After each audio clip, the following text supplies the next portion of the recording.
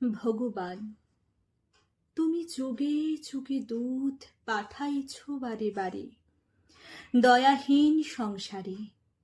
তারা বলে গেল ক্ষমা করো সবে, বলে গেল ভালোবাসো, অন্তর হতে বিদ্বেষ বিষ নাশো। বরণীয় তারা, স্মরণীয় তারা, তবুও বাহির দ্বারে আজি দূর দিনে ফিরানো তাদের ব্যর্থ নমস্কারে। আমি যে দেখেছি গোপন হিংসা, কপট রাত্রি ছায়ে হেনেছে নিঃস্ব ভায়ে। আমি যে দেখেছি প্রতিকারহীন শক্তের অপরাধে বিচারের বাণী নীরবে নিভৃতে কাঁদে।